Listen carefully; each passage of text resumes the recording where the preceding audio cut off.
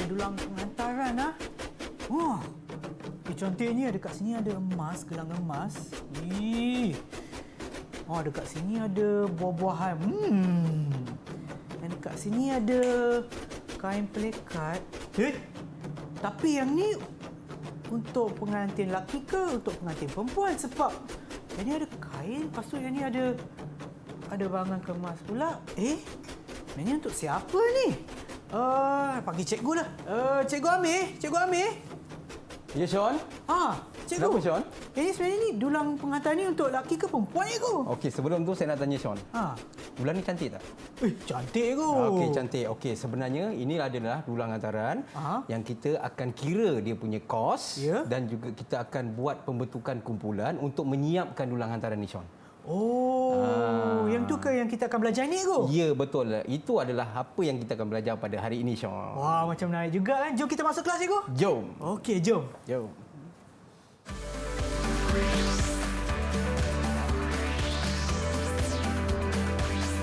Didik TV KPM. Salam sejahtera, anda sedang menonton Mendengar Rendah di Didik TV KPM bersama dengan saya, Sean Steven, selaku pengacara anda. Dan mata pelajaran kita pada hari ini adalah reka bentuk dan teknologi bagi tingkatan 1. Apa sebenarnya kita akan belajar hari ini? Tapi yang lagi penting, siapakah guru kita pada hari ini? Jom kita tengok profil guru.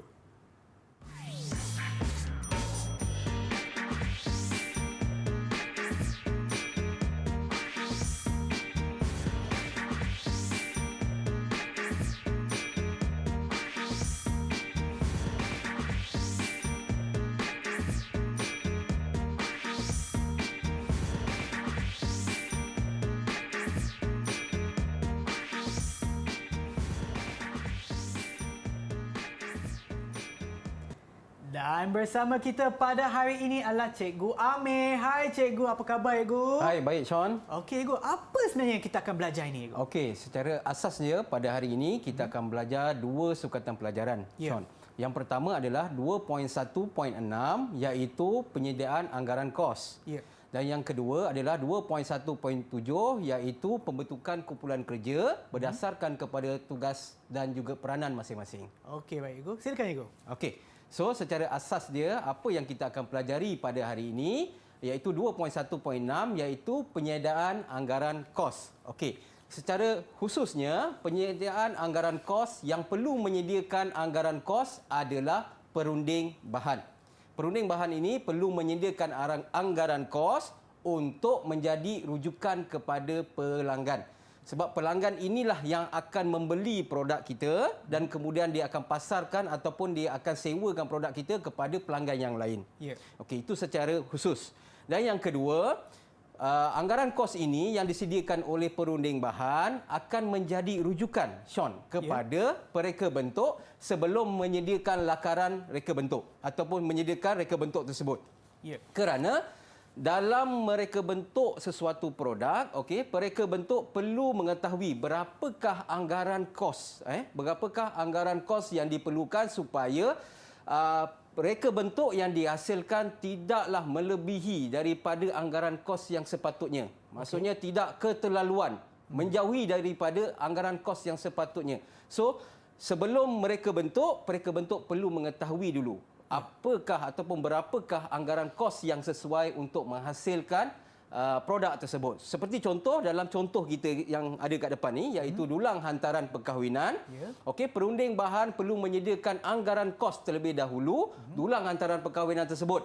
Dan kemudian akan berlaku rujukan daripada pelanggan untuk mengetahui berapakah harga jualan produk tersebut sebelum pelanggan membeli produk tersebut daripada kumpulan kerja tersebut. Itu secara asas dia. Tapi apakah kesan jika terlibat kesilapan dalam pengiraan kos Okey, dalam pengiraan kos, kalau katalah sebelum kita nak kira kos tersebut dah berlaku kesilapan, maksudnya ada bahan-bahan yang tidak sepatutnya digunakan dan sebagainya, telah termasuk sekali kita kira sekali dalam kos. Yang ini akan menyebabkan kos tersebut menjauhi ataupun melebihi daripada apa yang sepatutnya.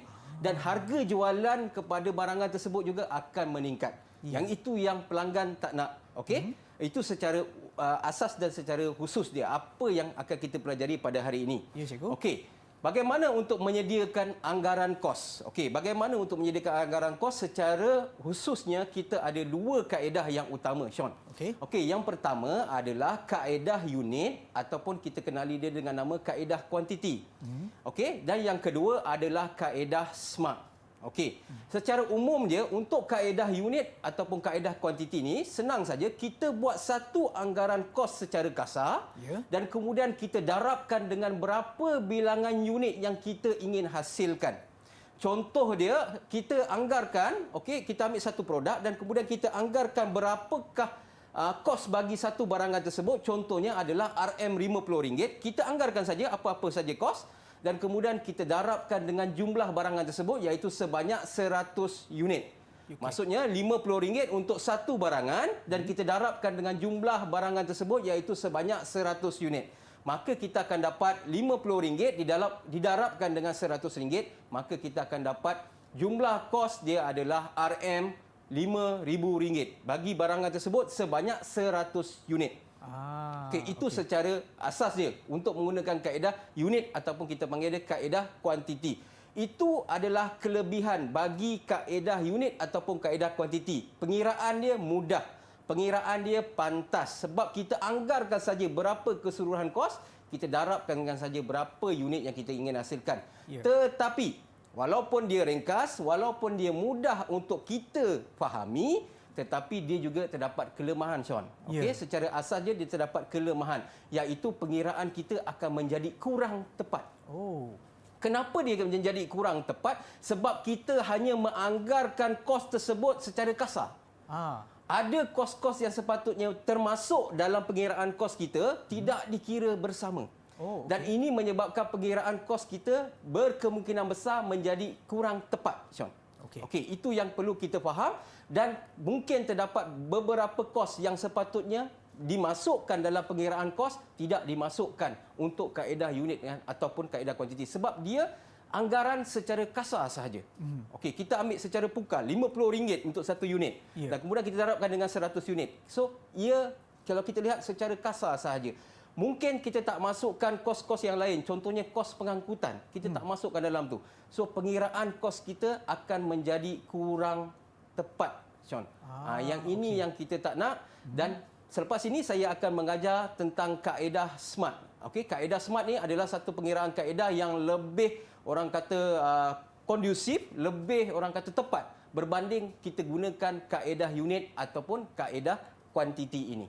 Itu secara asas dia apa yang akan kita pelajari pada hari ini, Sean. Okey, baiklah cikgu, dan sebelum kita teruskan, kita akan berehat seketika dan kembali semula ke Mendengar Rendah di Didik TV KPM.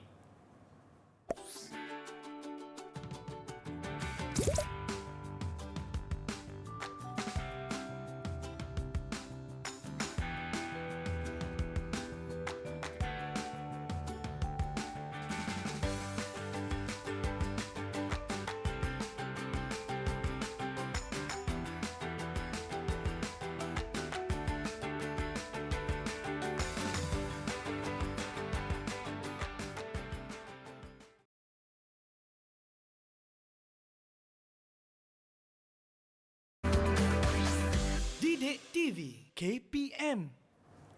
Kembali semula menonton Mendengar Rendah di Didik TV KPM bagi mata pelajaran reka bentuk dan teknologi tingkatan 1 dan topiknya ataupun tajuknya adalah pengurusan projek reka bentuk. Baiklah cikgu, silakan cikgu. Okey, seterusnya kita akan sambung sesi pembelajaran kita pada hari ini dengan kaedah SMART. Okey, tadi kita dah belajar tentang kaedah unit atau kaedah kuantiti. Sekarang kita pergi kepada kaedah SMART. Okey, kaedah SMART ni nama pun SMART. Bila SMART maksudnya dia adalah satu pengiraan yang smart, yang bijak. Okey, bagaimana untuk kita mengira anggaran kos supaya anggaran kos yang kita kira adalah anggaran kos yang tepat, Sean. Okey. Itu sangat-sangat penting, Sean. Kalau tidak tepat, maka akan berlakulah kenaikan kos-kos yang tanpa kita sedar. Okey, tanpa kita sedar menyebabkan harga jualan yang ingin kita jual kepada pelanggan pun semakin meningkat. Okey, kalau kita lihat yang pertama, S yang pertama adalah specify. Specify itu maksud dia adalah tujuan projek kita, Sean. Okey, tujuan. Apakah tujuan projek kita? Nanti saya akan terangkan apakah tujuan projek kita ni. Okey. Macam Sean tahu kita nak buat ulang hantaran perkahwinan. Okey. Tapi mesti ada tujuan dia. Untuk apa kita buat? Itu semua bergantung kepada pelanggan kita yang orang kata dia kehendaki apa yang dia hendak. Okey, apa tujuan dia? Okey, M adalah measurable. Measurable ni, dalam measurable ni banyak pengiraan yang perlu kita buat, Sean. Ya. Okey, dalam ni nanti saya akan terangkan kita ada kos bahan dan alatan, kita ada kos upah dan juga kita ada kos overhead. Nanti saya akan ajar bagaimana untuk kita mengira kos-kos ni. Nanti murid-murid sabar dulu, nanti saya akan ajar. Okey, berkaitan dengan A. A adalah attainable. Attainable adalah apa yang boleh kita capai, Sean. Okey. Daripada apa yang kita buat ni, apa yang kita capai. Biasanya apa yang kita capai adalah kita nak dapatkan keuntungan. Ya. Daripada apa yang kita buat, kita dah bersusah payah buat dulang hantaran ni sebanyak 100 unit, kita mesti nak dapatkan keuntungan daripada apa yang telah kita hasilkan, Sean. So, A itu adalah attainable. Apa yang ingin kita dapatkan. Okey, iaitu keuntungan kita. Okey, R adalah realistik. Okey, realistik itu bermaksud ia mestilah sesuai dengan kehendak pengguna ataupun kehendak pelanggan kita. Tak perlu kita buat satu produk tersebut tidak mengikut kepada kehendak pelanggan. Okey, nanti pengurus akan berbincang dengan pelanggan untuk mendapatkan, pengurus perlu mendapatkan apakah kehendak pelanggan. Nak gunakan bahan apa? Nak gunakan alatan apa yang sesuai untuk kita hasilkan produk kita ini. Dan T yang terakhir adalah time bound. Time bound tu adalah masa dan sumber kewangan mestilah mencukupi, Sean. Okey, mestilah mencukupi. Kenapa dia perlu cukup? Sebab masa untuk kita hasilkan produk ni katakanlah sebanyak 3 hari. Diberikan masa sebanyak 3 hari. Kita perlu selesaikan produk ini dalam masa 3 hari. Kalau katalah kita tidak berjaya menyelesaikan produk ini dalam masa 3 hari, ini akan menyebabkan kos terutamanya kos upah akan meningkat. Ini akan menyebabkan sumber kewangan kita daripada mencukupi menjadi tidak mencukupi. Yang itu yang kita nak kena lihat sebagai seorang pengurus dan sebagai seorang orang kata yang terlibat dalam organisasi ini, dalam membina produk ini, perlu faham dan perlu kenal apa yang perlu mereka capai untuk projek ini. Okey, seterusnya kita pergi kepada specify tadi. Okey, macam saya cakap tadi, apakah tujuan dia? Okey, sebenarnya pelanggan telah berjumpa dengan pengurus dan sebagainya untuk membuat dulang hantaran perkahwinan, Sean, ataupun pertunangan. Tetapi dulang perkahwinan ini ataupun dulang pertunangan ini dia nak gunakan sebagai sewaan. Maksudnya dia beli daripada kita yang sebagai pereka bentuk ni dan kemudian dia nak sewakan kepada pelanggan yang lain. Untuk tujuan majlis perkahwinan ataupun majlis pertunangan. Okey? Kuantiti yang diperlukan oleh pelanggan adalah sebanyak 100 unit. Dan sasaran oleh pelanggan untuk digunakan dulang ini adalah untuk oleh bakal-bakal pengantin lah. Bakal-bakal pengantin akan menyewa dulang ini. Berapa kadar sewaan, kita tak perlu ambil tahu. Sebab itu adalah berdasarkan kepada pelanggan kita. Berapa dia nak sewa, itu terpulang kepada dia. Tetapi dia perlu mengetahui berapakah kos jualan, kos yang kita nak jual kepada dia. Dia kena tahu berapakah kos dan apakah barangan yang perlu kita gunakan untuk kita siapkan dulang hantaran kita ni. Itulah apa yang perlu ada pada specify ataupun tujuan dia. Okey, itu secara asas dia. Kita pergi kepada measurable. Ini yang saya cakap tadi. Pada measurable, kita perlu ada, yang pertama adalah kos bahan dan alatan. Yang kedua, kita perlu ada kos upah. Dan yang ketiga, kita perlu ada kos overhead. Ketiga-tiga kos ini, apabila kita tambahkan ketiga-tiga kos ini, dia akan menjadi jumlah kos modal. Okey, dia akan menjadi jumlah kos modal. Yang ini kita nak tahu apakah kos-kos yang terlibat secara langsung dalam pelaksanaan untuk kita menyiapkan dulang hantaran ini. Okey, kita pergi kepada kos bahan dan alatan. Okey, kita lihat kepada kos bahan dan alatan. Ini adalah contoh bahan-bahan dan alatan yang kita gunakan untuk menyiapkan dulang hantaran kita. Okey, berapa kuantiti yang perlu kita ada, barangan dan juga alatan tersebut ada dinyatakan di sana. Dan berapakah kos seunit? Senang saja. Untuk mencari jumlah, kita darabkan saja kuantiti dan juga kos seunit. Dapatlah jumlah bagi kos alatan dan juga kos bahan tersebut. Dan kemudian kita totalkan ke 99 bahan dan alatan itu untuk kita mendapatkan satu jumlah yang besar tentang kos bahan dan juga alatan. Kalau kita lihat nombor 1, iaitu kita ada papan pellet 16 mm kali dengan 3 inci kali dengan 58 inci. Kuantitinya 150. Okey, produk yang ingin kita hasilkan adalah sebanyak 100 produk saja, 100 unit. Tapi kenapa dia 150? Sebab kayu ini ataupun papan pelet ini tidak cukup panjang. Untuk satu tu kita hasilkan keseluruhan produk tersebut. Tak cukup. Satu untuk satu produk, satu unit tak cukup. So kita memerlukan 1,5 dan sebagainya. Sebab tu ada 150 kuantiti. Baik. Okey, lepas tu kita perlukan rumput tiruan, kita memerlukan kertas las, kita memerlukan cat penyembuh. Okey, cat penyembuh, kita gunakan cat penyembuh, kita panggil dia cat penyembuh liker. Liker ni sejenis cecair penjernih. Ya. Okey, sebab untuk kayu papan pelet yang kita gunakan ini, papan pelet ni adalah daripada kayu pine. Kayu pine ni adalah kayu yang mempunyai ira-ira kayu yang cantik. Bila dia ada ira kayu yang cantik, kalau kata kita guna cat penyembuh yang biasa, contohnya berwarna pink, warna biru dan sebagainya, dia akan menenggelamkan ira kayu ni tadi. Sebab itu kita memerlukan cat penyembuh jenis liker ataupun cecair penjernih supaya dia nampak lebih eksklusif, nampak lebih cantik dan nampak ira-ira kayu tu dan akan menaikkan orang kata nilai estetika produk tersebut. Yang itu secara total je. So, kita lihat kepada jumlah jumlah dia adalah RM891. Itu adalah jumlah untuk kos bahan dan alatan bagi 100 unit dulang hantaran ini. Okey, itu secara umum dia.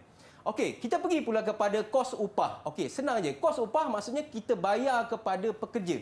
Apa yang kita bayar pada pekerja dikira sebagai kos upah. Contohnya, bilangan pekerja. Untuk produk ini, kita akan bangunkan seramai 5 orang pekerja diperlukan. 5 orang pekerja didarabkan dengan masa. Satu hari mereka bekerja berapa lama? Kalau kata mereka bekerja selama 8 jam, so kita darabkan dengan 8 jam dan kemudian kita kira juga kadar upah sejam.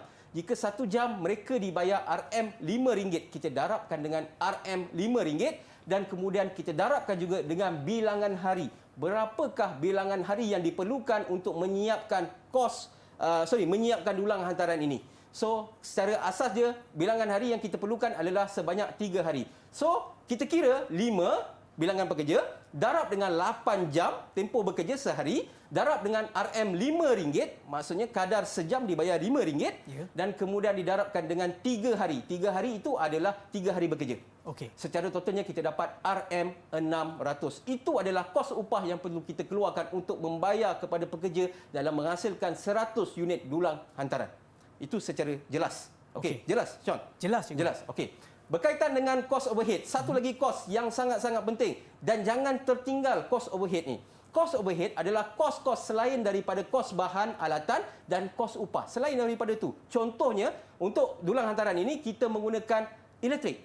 Kita buat produk kita ini di bengkel dan sebagainya, kita memerlukan elektrik. Kita memerlukan kipas, kita memerlukan lampu dan sebagainya. So ia dikira sebagai bil elektrik. Kita perlu bayar bil elektrik sebanyak RM30 untuk 3 hari. 3 hari bekerja lah untuk kita siapkan produk ni. Bil air untuk kita cuci tangan selepas kita selesai menjalankan, kita gergaji produk kita dan sebagainya. Kita perlu cuci tangan, bersihkan apa yang sepatutnya dan sebagainya. Ia memerlukan kos. Dia memerlukan kos iaitu RM10. Seterusnya adalah bil telefon. Kita call pembekal dan sebagainya. Okey, kita telefon pembekal. Ia juga melibatkan kos. Kita ambil RM5. Dan yang terakhir iaitu bil pengangkutan. Bil pengangkutan contohnya kita ada bil duit minyak dan sebagainya, duit petrol, kita ada juga bil tol dan sebagainya, itu dikira sebagai bil pengangkutan sebanyak RM30. Maka dengan itu kita tambahkan ke empat bil ini tadi dan kita akan dapat jumlah kos overhead kita adalah sebanyak RM75. Okey, itu untuk kos overhead. Maka kita dah kira tiga-tiga kos. Kos bahan dan alatan, kos upah dan juga kos overhead. Kita kira tiga-tiga. Sekarang apa perlu kita buat? Kita perlu cari jumlah kos modal. Berapa kos yang kita dah keluarkan untuk hasilkan 100 unit dulang hantaran ni? Sekarang kita nak kira.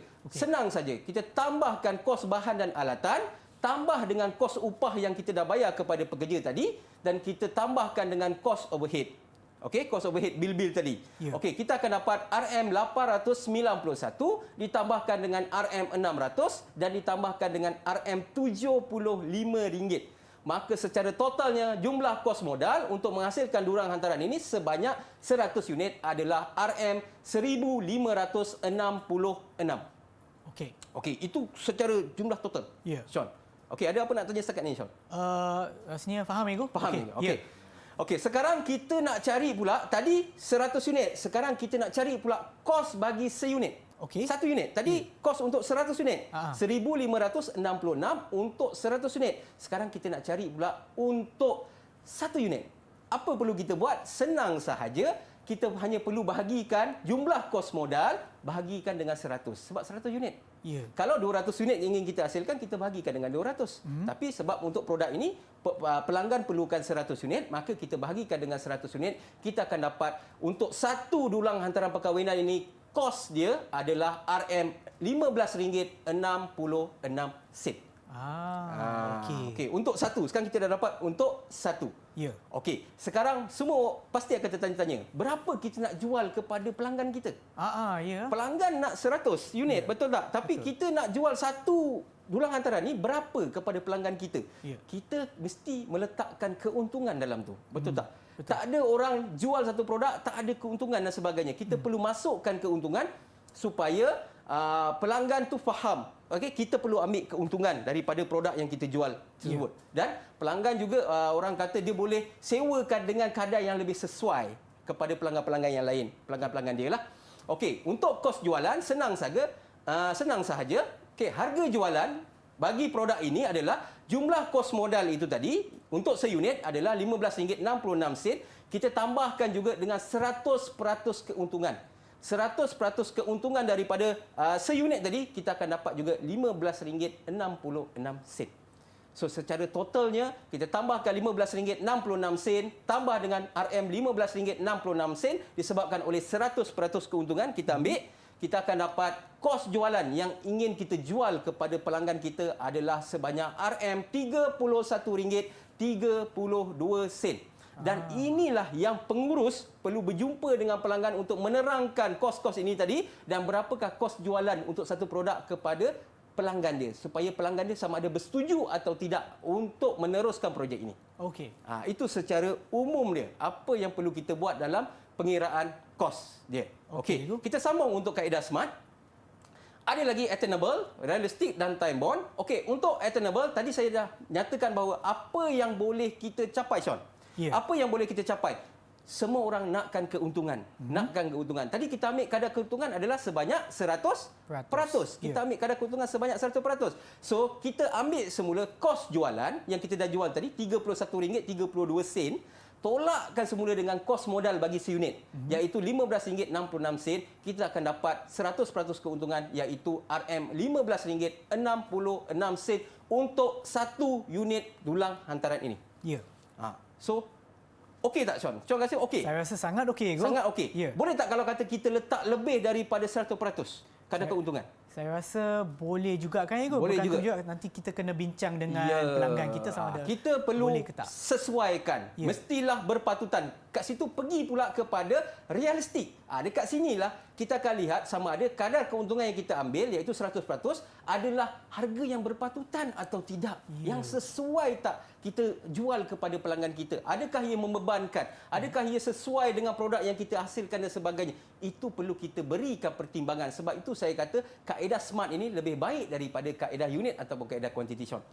Okey. Dan last sekali, yang terakhir adalah time bond. Okey, untuk time bond macam saya beritahu tadi adalah tempoh masa dan sumber kewangan mestilah mencukupi untuk memastikan produk kita ini perlu disiapkan dalam masa 3 hari saja, Sean. Ya. Kalau kata jadi produk kita ni tiba-tiba terambil masa yang lebih iaitu 4 hari, 5 hari dan sebagainya. Apabila berlaku itu, dia akan menyebabkan pengiraan kos kita akan jadi lain dan kos kita akan bertambah. Apabila kos kita bertambah, jualan kita kepada pelanggan kita yang pada asalnya adalah RM31.32 akan menjadi secara asasnya akan meningkat. Apabila meningkat, bagi saya perbincangan awal telah dilakukan bersama dengan pelanggan, ia akan memberi rasa kurang puas hati kepada pelanggan tersebut. Kenapa harga boleh meningkat? Sedangkan kesilapan daripada kita sebab kita tidak meletakkan tempoh masa yang sesuai untuk kita siapkan produk kita ni. Kita jangka 3 hari, rupanya perlu disiapkan dalam masa 5 hari dan sebagainya.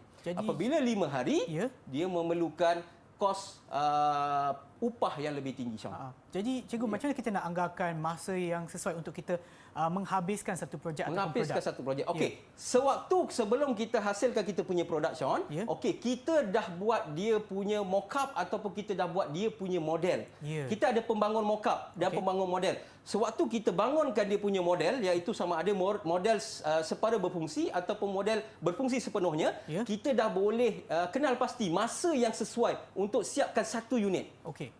Okey, dekat situ kita dah dapat nilai. Okey, contohnya kita boleh siapkan dalam satu unit ni dalam masa 20 minit katakan. Dah boleh siap satu unit. So kita boleh anggarkan daripada situ berapa bilangan pekerja yang sesuai untuk kita siapkan dalam masa 3 hari dan berapa jam yang sesuai untuk dia bekerja dalam masa sehari dan berapa hari yang sesuai untuk disiapkan produk tersebut. So secara anggarannya kita ambil tadi 3 hari sahaja. Sean. Itu secara asas dia bagaimana untuk kita mengira kaedah SMART. Nampak tak beza? Kaedah unit lebih mudah, lebih ringkas. Manakala kaedah SMART kalau kita perhatikan dia nampak lebih menyeluruh, keseluruhannya dikira.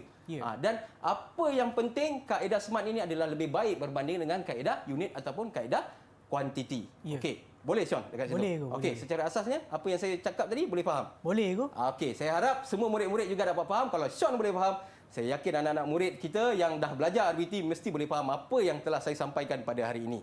Okey, kita pergi kepada soalan pengukuhan Sean. Sean kata tadi Sean dah faham. Faham, Ego. So, bila Sean dah faham, mestinya Sean mesti tahu bagaimana nak kira. Okey, kita lihat kepada soalan pertama. Okey, di depan Sean, dekat dalam borang tu, saya dah siapkan dia punya tempat untuk Sean kira. Okey. Sean ada pensel, ada pemadam, Sean boleh kira dekat situ.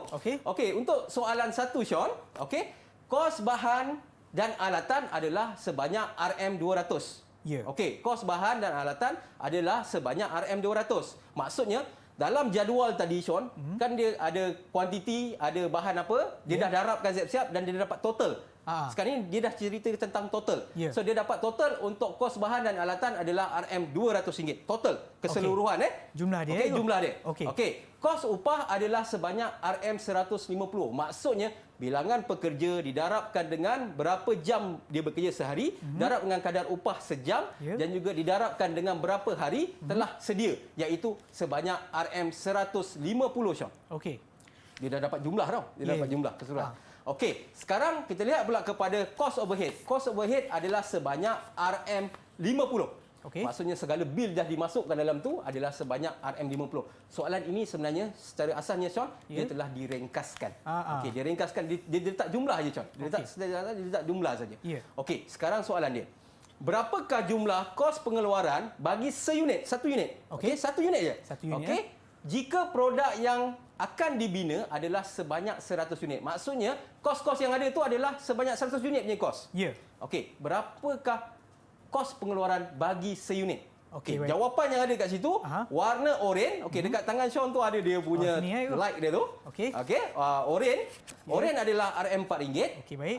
Warna kuning adalah RM40 dan warna hijau adalah RM400. Sean kena kira betul-betul sebab dia nak kos bagi seunit. Sean. Dia bukan nak untuk 100 unit. Okey, baik. So hati-hati kena kira dekat situ betul-betul. Okey, saya bagi masa Sean kira dan kemudian saya akan tunjukkan sedikit jalan pengiraan dia. Tengok Sean kira betul atau tidak. Boleh Sean? Dan juga kepada murid-murid yang menonton sekarang di rumah, anda pun boleh cuba dan kita boleh bandingkan jawapan kita sama ada sama ataupun saya yang salah ke tak. Kita akan cubalah. Kita cuba Sean. Kat situ boleh tulis. Daripada penerangan cikgu tadi kan, untuk mendapatkan kos keseluruhan cikgu. Ya, betul. Dengan menambahkan kos bahan dan alat, kos upah dan juga kos overhead. Di sini macam tu saya akan letak 200 tambah dengan 150 tambah dengan 50.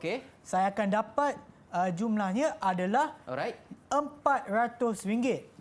Tapi cikgu dah sebut dah 2-3 kali. Kita nak kos untuk satu unit. Ya, betul. Jadi daripada sana saya rasa berdasarkan apa yang cikgu dah ajar tadi kan. Ini RM400 adalah untuk 100 unit. Kalau macam tu, kalau nak satu unit, saya kena bahagikan cikgu. Bahagikan? Bahagikan dengan berapa Syah? Dengan 100 cikgu. Kenapa bahagikan dengan 100? Sebab 100 kos pembinaan ataupun kos pengeluaran.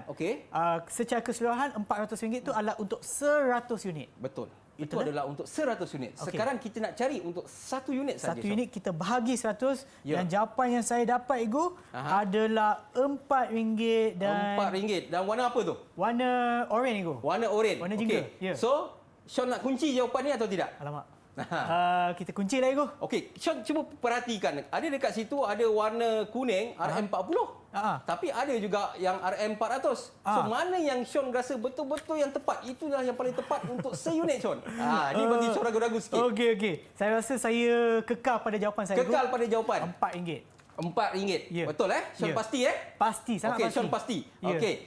Jika Sean dah pasti, kita cuba lihat jawapan dia. Adakah betul atau tidak jawapan tersebut? Okey. Okey, jawapannya betul adalah RM4 Sean. So dengan itu saya bahagi Sean 5 bintang. Terima kasih Ego. Okey, mantap Sean. Ya. Okey. Secara asalnya Sean dah faham bagaimana nak kira kos pengeluaran walaupun saya letak dekat situ 100 unit. Tetapi kita nak cari 1 unit. Okey. Boleh tak saya terangkan sikit lagi? Sean kat sini. Senang saja. Apabila kita ada ketiga-tiga kos, kita hanya perlu menambahkan ketiga-tiga kos. Kos bahan, kos upah, kos overhead. Kita tambahkan saja. So, kita akan buat RM200 tambahkan dengan RM150 dan kita akan tambahkan dengan RM50. Secara totalnya kita akan dapat RM400.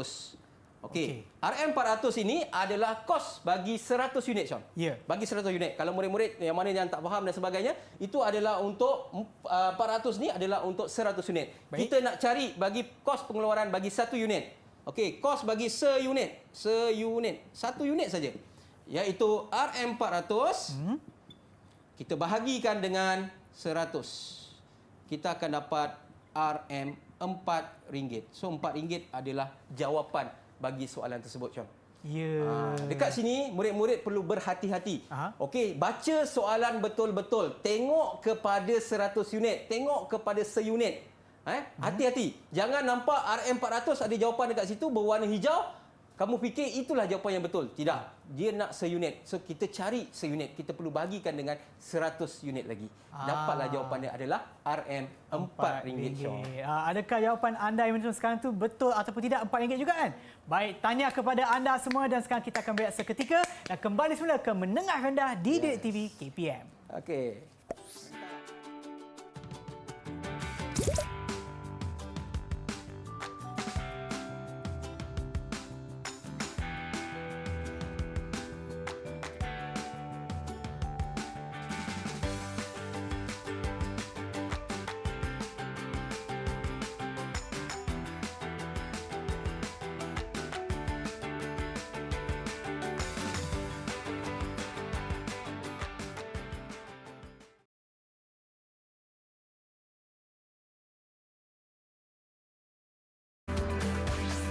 Didik TV KPM. Kembali semula menonton Menengah Rendah di Didik TV KPM bersama dengan saya, Sean Steven dan juga Cikgu Amir. Ya, saya. Baik, Cikgu, silakan Cikgu.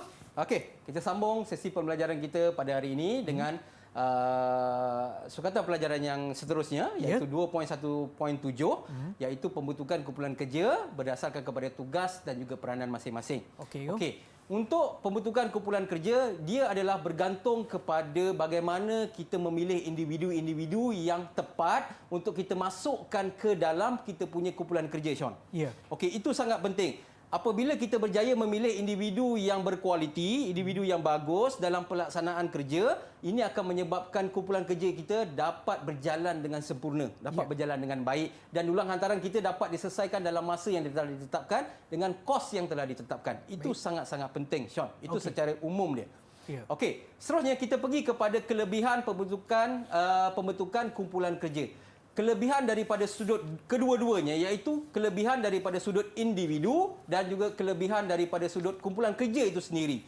Apabila kita berjaya membentuk kumpulan kerja yang baik, okey, akan menyebabkan individu itu mengalami tekanan yang makin kurang. Okey. Apabila dia bekerja berseorangan, tekanan adalah tinggi. Apabila dia bekerja dalam kumpulan kerja, tekanan akan semakin berkurangan dan kemudian hasil produk tersebut akan menjadi lebih berkualiti dan kemudian produk itu boleh diterima baik oleh pelanggan. Dan itu adalah sangat-sangat penting yang ditekankan dalam pembentukan kumpulan kerja. Kelebihan dia apabila kita bekerja dalam kumpulan berbanding apabila kita bekerja dalam individu sahaja.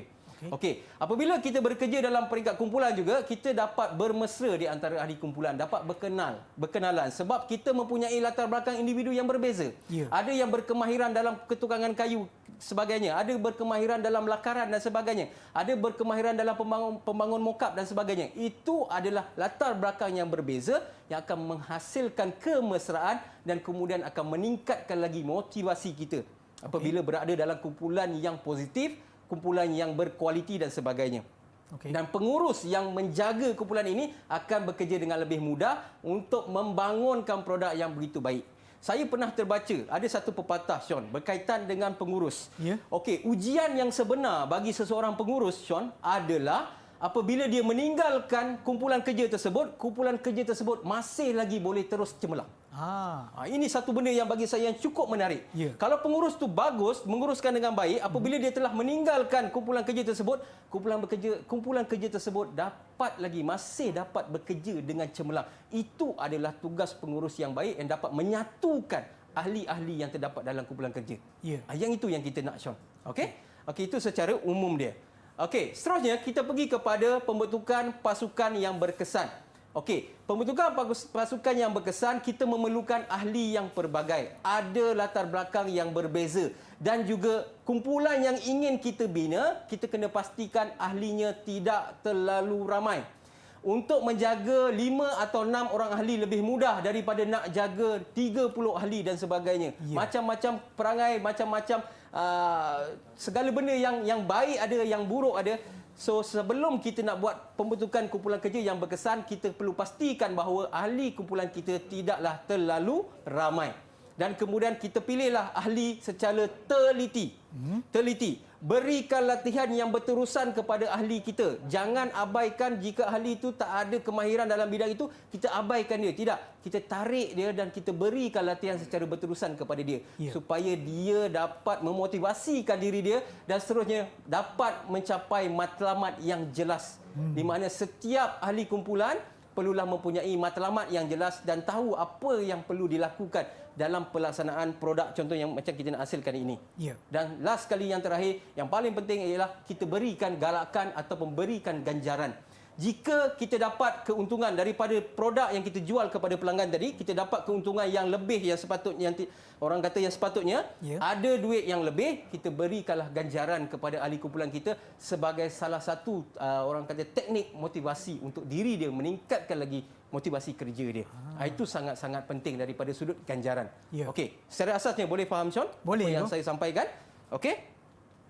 Seterusnya, yang ini struktur pecahan kerja. Yang ini adalah tugas-tugas yang perlu kita buat oleh ahli-ahli kumpulan kita, iaitu kita ada pengurus, kita ada setiausaha dan bendahari, kita ada pereka bentuk dan kita ada pembangun mokap. Okey, pada hari ini, Sean adalah pembangun mokap.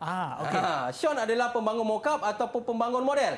Okey, dekat depan ni ada model yang kita akan bangunkan, yang kita akan buat bersama-sama dengan saya. Yang belum siap, yang kita akan siapkan, Sean, bersama-sama dengan saya. Boleh? Boleh. Okey, sebelum tu saya terangkan sekejap. Okey, untuk pengurus ni akan melakukan perbincangan dengan pelanggan.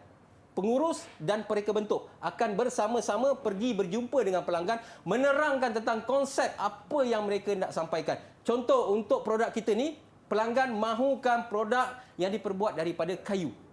Secara asasnya diorang hantaran biasanya diperbuat daripada, kalau kita lihat di pasaran, diperbuat daripada plastik, diperbuat daripada logam dan sebagainya. Jarang kita jumpa diorang hantaran diperbuat daripada kayu. Betul tak, Sean? Betul. Jarang. So pelanggan inginkan itu dan kita hasil dari perbincangan kita, dan pereka bentuk perlu melakarkan lakaran reka bentuk dan kemudian tunjukkan kepada pelanggan, dan pelanggan boleh pilih lakaran reka bentuk mana yang sesuai untuk dihasilkan produk tersebut. Dan tugas membangun mokap dan model, dia kena bangunkan mokap dan dia kena bangunkan model. Mokap ni adalah model olok-olokkan. Yang diperbuat daripada bahan yang bukan sebenar. Manakala untuk model, boleh juga diperbuat, model ni secara asalnya terbahagi kepada dua. model berfungsi separuh, berfungsi separa, dan satu lagi adalah model yang berfungsi sepenuhnya. Okey. So hari ini Sean sebagai pembangun mockup dan model akan membuat model yang sepenuhnya berfungsi. Okey. Okey, maksudnya macam real. Yang sebenar, itulah produk yang sebenar. Macam itulah rupa dia. Macam tu. Okey, dan kemudian kita akan membuat sedikit pengujian, Sean. Boleh? Kita akan buat sedikit pengujian, iaitu kita akan membuat ujian parameter dan juga ujian makmal. Sebenarnya ni bukan makmal, tetapi kita buat sedikitlah ujian bebanan. Nak lihat kita punya produk itu, kita punya model itu sama ada dia boleh berfungsi dengan baik ataupun tidak. Okey? Boleh, Sean? Boleh. Okey, kita lihat dekat sini. Ini adalah lakaran daripada pereka bentuk. Saya dah bagi tahu tadi. Pereka bentuk dan pengurus akan berjumpa dengan pelanggan. Baik. Okey, dia apabila mereka berjumpa dengan pelanggan, dia akan tunjuk lakaran-lakaran yang sepatutnya dan pelanggan memilih lakaran. Ini adalah contoh lakaran penuh ataupun lakaran digital yang kita tunjukkan kepada pelanggan dan pelanggan setuju kita buat macam ni dan sebagai pereka bentuk dia dapatkan lakaran sebagai pembangun mockup dan model dia dapatkan lakaran daripada pereka bentuk dan dia buatlah dia punya model tersebut, model berfungsi sepenuhnya yang kita ingin buat pada hari ini, Sean. Baik. So, sekarang kita boleh, Sean, kita buat sama-sama. Boleh, Cikgu. Okey, Sean tunjukkan apa yang ada kat depan Sean tu. Yang ni yang saya ada ni tak siap lagi, Cikgu. Tak siap lagi, ini okey. saya dah buat dekat bengkel. Okey. Saya bawa kat sini untuk siapkan bersama dengan cikgu lah. Ya, Sean akan buat bersama-sama dengan saya. Kita akan siapkan benda ni. Okey, dia saya rasa macam ni je. Kosong, masih lagi kosong. Kita belum letak lagi dia punya rumput tiruan. Ini adalah rumput tiruan dia. So kita nak letakkan rumput tiruan, Sean. Baik. Okey, Sean boleh mulalah. Okey, boleh ya. Boleh mula. Cikgu, saya tengok di sini macam dia tak kemas sangat. Saya akan kemaskan, saya akan potong kat sini, Cikgu. Okey, Sean buka dia punya gunting tu. Gunting tu keselamatan tu kita tutup dia punya depan dia. Saya gunting ni. Okey, Bagi kemas sikit. Okey. Saya akan saya pun nak potong sikit. Okey, Cikgu. Saya masukkan ke dalam ni. Okey, sekejap Sean Kita buat sama-sama. Kita kemaskan tepi-tepi rumput ni supaya dia nampak lebih elok, lebih cantik dan sebagainya. Ya. Okey. Saya dah masukkan ke dalam ni, Cikgu. Okey. Tapi saya rasa untuk memastikan ia ia tak keluar lah, Cikgu. Dia tak terkeluar, dia tak tertanggal. Ya, saya bagaimana, di sini Sean? Ni apa ni nama ni? Stapler je. Stapler gun. Stapler gun. Okey, stapler gun. Okey. Okey. Saya akan letak di sini. Okey. Okey. Okey, saya pun masukkan yang sama. Apa yang Sean buat, saya akan masukkan yang bersama. Okey, kita masukkan rumput tiruan ini ke dalam kita punya dulang hantaran ini. Pastikan dia masuk dalam keadaan yang cantik, kemas, elok supaya pelanggan berpuas hati dengan hasil kerja yang kita lakukan, Sean. Okey. Ya, betul. Sean sekarang tengah staple, permukaan rumput ni, bersama-sama dengan permukaan kayu ni tadi, supaya rumput ini apabila dia terbalik, terjatuh dan sebagainya, rumputnya tidak akan terkeluar. Ya, betul. Itu fungsi dia. Okey. Ya. Dan kepada mereka yang menjalankan ataupun yang akan menjalankan aktiviti sebegini, pastikan berada di bawah pengawasan cikgu ataupun orang yang sesuai lah, supaya kita tidak mencederakan diri kita lah, sebab yang ni sebenarnya agak bahaya, cikgu. Kita kena tahu macam mana untuk guna secara selamat. Itu pentingnya murid-murid belajar tentang keselamatan sewaktu menjalankan ataupun membangunkan model, berfungsi sepenuhnya. Okey, di tengah-tengah tu. Okey. Kita tembak dia. Okey. Dan kemudian staple tu, staple gun punya ubat tu ataupun dia punya ubat lah, kita panggil dia punya ubat, kita boleh tutupkan semula dengan rumput kita tadi. Ya, betul. Kita tutup. Bagi nampak kemas, supaya nampak macam kemas. tak nampak kita gunakan. Betul, Sean. Dia pun tak nampak yang kita gunakan staple gun, Sean, kat situ. Okey, Sean, tembakkan. Okey. Saya rasa agak kemas, Agak kemas. Okey, Sean cuba terbalikkan. Okey. Dekat sini ya. Okey. Okey, nampak tak? Ini dia. Kalau kita terbalikkan, Sean, dia jatuh tak? Tak jatuh. Tak jatuh, Ego. Okey. So kita gunakan staple gun saja. So kita tembak saja. Okey. Okey. Ini contohlah Sean dah buat tadi. Tak apa, yang ni saya punya tak apa. Nanti saya buat kemudian. Okey.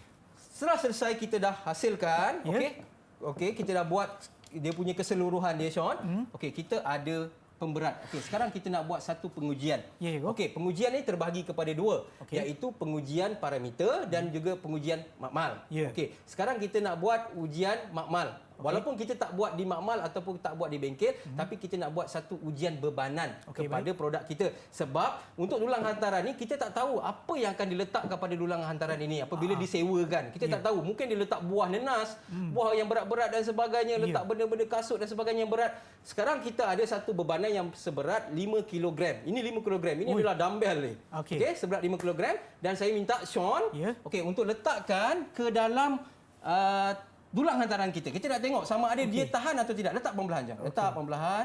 Okey, baik. 5 kg dulang hantaran. Okey. Kita lihat. Okey, yang pertama kita lihat adakah produk kita pecah, rosak, meleding dan sebagainya, Sean. Ada tak? Okey, saya cuba tengok dia punya rangka, Ego. Okey, kita tengok sama-sama. Ada bengkok tak rangka sebelah bawah? Tak ada, Ego. Tak ada? Tak ada. Secara asalnya okey. Okey, Ego. Tak ada yang pecah. Betul? Tak ada. Okey, maksudnya sekarang dia dah berjaya melepasi ujian bebanan tersebut. Kita tak bolehlah nak baling macam tu, tak boleh lah kan. Maksudnya kita letak, kalau dia boleh diletakkan bebanan seberat 5 kg, maksudnya kalau kata kita letak 3 buah nenas sekalipun tak sampai dalam 3 kg, betul tak? Ya, betul. Seberat itulah, seberat itu yang sesuai. Okey, so sekarang Sean dah letakkan bebanan kepada produk kita dan produk kita masih lagi berada dalam keadaan yang baik. Itu sangat-sangat penting. Okey, 5 kg melebihi daripada apa yang sepatutnya. Okey, kalau kita letak cincin pun, cincin tu berat berapa je? Sean tak sampai 1 kilo kan dan sebagainya. So, lebih daripada apa yang sepatutnya. So, produk kita selamat, kuat, kukuh, elok. Okey, itu sangat-sangat penting, Sean. Okey, seterusnya kita pergi kepada dah selesai. Okey, dekat depan ni saya ada hantaran yang saya nak bagikan kepada pengantin. Sama ada pengantin lelaki ke, pengantin perempuan ke. Ada 3 orang kata apa? Baldi comel ni lah. Okey, ada 3 baldi comel. Ada warna kuning, ada warna pink, ada warna hijau. Okey, sekarang saya nak lihat pula kreativiti Sean. Untuk kita sama-sama hias dulang hantaran ni, Sean. Baik, Ego. Okey, untuk sama-sama kita nak tengoklah kreativiti. Dekat sini kita nak nilai murid kita sama ada murid kita ni kreativiti atau tidak. Tak salah kita buat aktiviti macam ni supaya kita dapat lihat murid-murid kita ni kreatif ke tidak. Dia ada imagine idea ke tidak. Okey, takkan nak tengok saya punya yang saya buat itu tadi kan. So kita test Sean. Boleh tak? Okey, boleh, Ego. Saya cuba, Ego. Okey, Sean boleh cuba sekarang. Okey. So, maknanya ini adalah barangan hantaran saya, Ego? Ya, barangan hantaran. Okey, mungkin saya nak hiaskan dulu baru je letak barangan, boleh, Ego? Boleh, itu terpulang kepada Sean. Okey, saya nampak di sini ada macam ada bunga-bunga, ada daun-daun. Itu terpulang kepada kreativiti Sean. Kita nak tengok cantik ke tidak. Orang lelaki membuat andaman terhadap dulang hantaran ni. Kita nak tengok sama ada Sean buat kepada satu ton warna, Ego. Satu ton warna. Warna apa tu Sean? Ini warna ungu, Ego. Warna ungu. Okey, Sean boleh. Okey, warna ungu dah ada kat sini.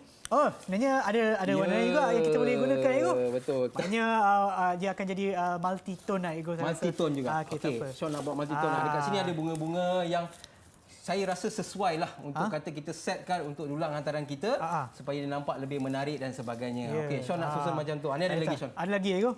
Saya letak hujung-hujung macam ni, Ego. Sean cubalah. Okey. Kita lihat orang lelaki membuat gubahan perkahwinan. Okey. Dekat sini saya sengaja biar kosong, Ego. Sebab di sini saya nak letakkan apa nama ni? Ribbon, Ego. Ribbon. Okey, ni namanya ribbon. Okey, sekarang ni ribbon dah moden, Sean. Okey, dah moden. Dah tak perlu lagi kita nak buat bentuk-bentuk dan sebagainya. Kita perlu hanya tarik saja di sini. Okey. Dan kemudian kita tarik saja, Sean. Tarik, Ego. Kita tarik je, tarik saja. Wow. Dah siap jadi ribbon, Sean. Dah siap. Okey. Ini saya kena letak macam ni baru Lepas nampak. tu? Okey. Di sini yang panjang tu Sean nak potong atau apa? Saya sebenarnya nak ikat mengelilingi, Ego. Nak ikat mengelilingi. Dia macam ni. Sampai tak, Sean? Saya rasa sampailah. Okey, dekat sini. Dekat sini Sean boleh adjust. Okey. Adjust. Adjust. Boleh ikat, tak boleh ikat kita stapler. Saya ingatkan nak buat tu, Ego. Okey, ya. Tapi kita tengok mana yang sesuai lah. Sini ya, saya staplerkan. Staplerkan. Okey. Staplerkan satu, Sean. Okey, di sini, Ego. Okey. Baik. Lepas tu kat tepi-tepi, Ego. Bagi nampak kemas. Cantik, menawan, anggun. Itulah semua perkataan yang saya tahu, Ego. Alright. Okey, di sini. Okey. Lepas tu yang ni kita letak atas sikit. Okey, letak atas supaya sikit. Ya, okey. dia nampak macam Orang profesional yang buat. Wow lah, Sean. Nampak macam wow Dia lah macam ni. sikit kan? Sebab bila kita angkat, dia nampak yang bahagian depan macam tu. Oh. Macam tu lah cikgu. Okey. Terjatuh sikit. tak Tegakkan apa. sikit ke atas. Okey, tak apa. Yang ni Sean semua boleh boleh staplekan. diselesaikan menggunakan stapler gun. Stapler gun. Okey. Okey. Okey. Oh, terbalik saya. Terbalik, buka, Sean. cikgu. Terbalik. Ah, Hati-hati, ya. hati-hati. Okey, baik cikgu. Okey, dah selesai. Okey. Okey. Saya rasa dah selesai dah cikgu. Okey. Dan sekarang saya akan letak bang hantaran saya. Alright. Okey. So kita pastikan dia punya bunga dia ni menurun sikitlah. Okey. Elok-elokkanlah. Okey. Okey, terima kasih cikgu. Okey. 1 2 3. Dia macam ni dalam bentuk. Okey, kamera boleh zoom tengok hasil daripada apa yang Sean buat. Ya. Okey, ini adalah contoh dulang hantaran yang dibina ataupun dibangunkan. Okey, tadi sebenarnya Ya. asal je kita hanya perlu menyiapkan saja Ya. dulang hantaran ini. Ya, betul. Okey, model ini untuk kita lihat dia punya keseluruhan adalah Ya, cikgu. bergantung kepada lakaran yang telah dihasilkan oleh mereka bentuk. Ya. Okey, yang Sean gubah ini sebenarnya adalah tambahan. Tambahan. yang boleh guru-guru buat Ya. supaya kita dapat lihat kreativiti murid. Ya. Okey, kreativiti murid dalam mengubah swipe. Okey, apa yang telah ada di depan mata kita ni lah.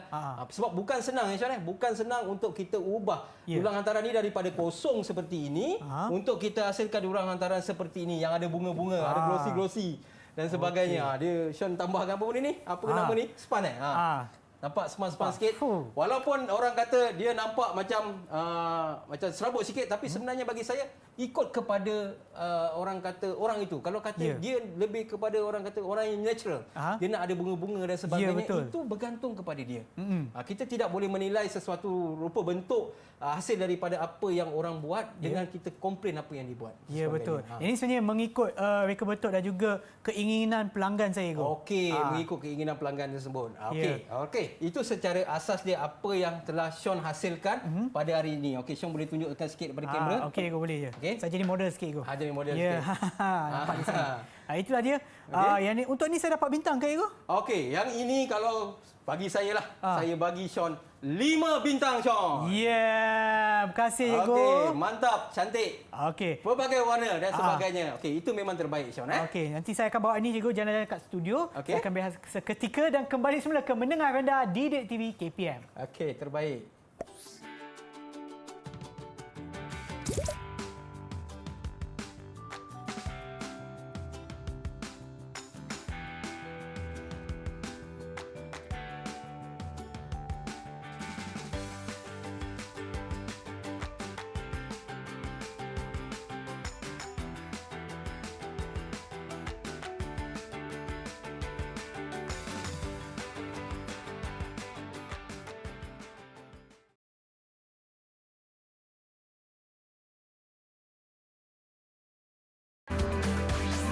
Didik TV KPM. Anda sedang menonton Mendengar Rendah Didik TV KPM bersama dengan saya Sean Steven dan juga Cikgu Amir bagi mata pelajaran reka bentuk dan teknologi bagi tingkatan 1. Okey, cikgu silakan cikgu. Okey, seterusnya kita pergi kepada kuis uji minda yang telah. Okey, ini adalah untuk menceritakan keseluruhan lah apa yang telah kita pelajari pada hari ini. Baik. Okey, untuk soalan 1, Sean, pilih jawapan yang betul bagi 2 kaedah untuk mengira anggaran awal kos. Bagi untuk mengira anggaran awal kos. Ya. A adalah kaedah unit, B adalah kaedah smart dan C kaedah unit dan smart dan D adalah kaedah matematik dan sains. Okey, baik cikgu, seperti Okey. yang cikgu dah ajar untuk hari ini, jawapannya adalah C, kaedah unit dan smart. Oh, terus dapat jawapan Cikgu. Okey, kita lihat jawapan tersebut. Betul atau tidak, Sean? Ya, betul. So, betul. jawapannya adalah C, iaitu kaedah unit dan kaedah smart. Itu yang telah Sean pelajari tadi. Ya, betul. betul. Sean masih ingat lagi bagaimana nak kira kaedah unit dan Ya, betul. bagaimana kita nak kira kaedah smart, Sean? Betul cikgu. Saya Masih ingat lagi, ingat lagi. cikgu. Okey. Seterusnya kita pergi kepada kesimpulan keseluruhan, Sean. Okey. Okey, secara asasnya apa yang telah kita pelajari pada hari ini iaitu kita telah pelajari penyediaan anggaran kos. Ya. Okey. Ada 2 kaedah yang telah kita pelajari pada hari ini iaitu kaedah unit, kuantiti dan juga kaedah smart. Okey, kaedah unit atau kuantiti ada kelemahan dia dan juga ada kelebihan dia. Ya. Manakala kaedah smart juga ada kelebihan yang kita dapat nampak bagaimana untuk kita mengira anggaran awal kos yang lebih tepat berbanding dengan menggunakan kaedah unit ataupun kaedah kuantiti. Yang itu sangat-sangat penting. Okey, yang kedua kita dah belajar tentang pembentukan kumpulan kerja. Okey, kita dah belajar tentang pembentukan kumpulan kerja. Apakah kelebihan yang kita dapat daripada sudut individu dan juga daripada sudut pembentukan kumpulan kerja itu sendiri? Apa yang mereka dapat apabila mereka berjaya membentuk kumpulan kerja yang bagus dan sebagainya. Seterusnya kita pergi kepada pembentukan pasukan yang berkesan. Okey, daripada pembentukan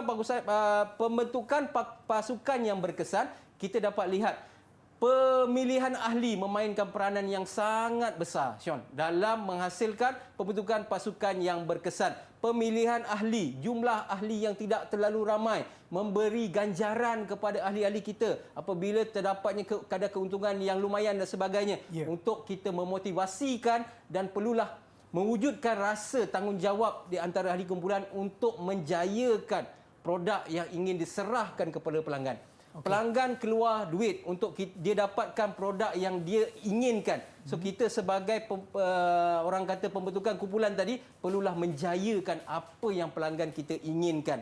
Dan yang terakhir adalah struktur pecahan kerja.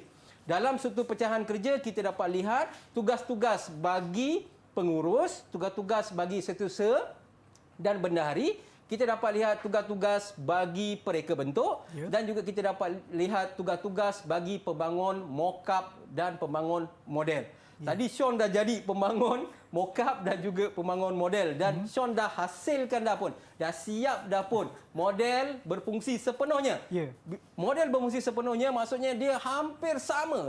Dah sama dah dengan produk yang ingin kita hasilkan, Sean. Dan Sean pun dah buat gubahan dia dah tunjukkan bagaimana nak gubah dengan begitu cantik. Dan kalau kita lihat dekat depan ni, Sean, begitu berwarna-warni. Segala gubahan-gubahan yang ada dan ini sebenarnya apa yang pelanggan inginkan. Dia nakkan satu produk yang mempunyai, selain daripada mempunyai nilai tambah, dia juga nak satu produk yang boleh diterima oleh pelanggan yang akan menyewa produk tersebut daripada dia. Okey, ya Sean. Okey cikgu, dan sebenarnya bagaimana prestasi keseluruhan saya untuk hari ini? Okey, secara asas dia prestasi Sean, Sean dapat menjawab soalan dengan begitu baik. Okey, terdapat dua soalan tadi yang saya tanya pada Sean, Sean dapat jawab dengan begitu baik dan Sean juga dapat menjadi seorang pembangun mock-up dan juga pembangun model yang sangat baik. Bukan saja nak bangunkan mock-up, bukan saja kita nak buat pengujian kepada kita punya model itu tadi, Sean juga dah berjaya mengubah dengan begitu cantik. Begitu cantik dan mengikut idea ataupun kreativiti Sean itu sendiri. Itu bagi saya sangat-sangat menariklah. Dan murid-murid dekat sekolah nanti, kita perlu sentiasa berkreativiti. Kita perlu sentiasa mengembangkan kita punya pemikiran dan sebagainya dan menambah kemahiran kita dari masa ke semasa, Sean. Dan untuk murid yang sedang menonton sekarang ni, bagaimana sekiranya mereka ingin mendapatkan latihan tambahan ataupun latihan pengukuhan bagi apa yang kita dah belajar untuk hari ini? Murid-murid boleh dapatkan daripada sumberku, bagi portal The5. Di sana banyak soalan-soalan pengukuhan berkaitan, bukan saja berkaitan dengan subjek RBT, Sean. Berkaitan dengan semua subjek ada dalam portal The5 sumberku. Semua subjek ada. So, bagi saya untuk mendapatkan kemahiran yang lebih tentang apa yang kita pelajari pada hari ini, murid-murid boleh melayari portal sumberku itu tadi untuk mendapatkan sumber-sumber latihan yang terbaik untuk murid-murid dan seterusnya dapat berjaya pada masa hadapan. Terima kasih Cikgu Amir atas pembelajaran kita pada hari ini dan kepada mereka yang menonton. Harap ia memberi manfaat kepada anda semua dan kita akan berjumpa lagi di kelas yang seterusnya. Bye semua. Bye.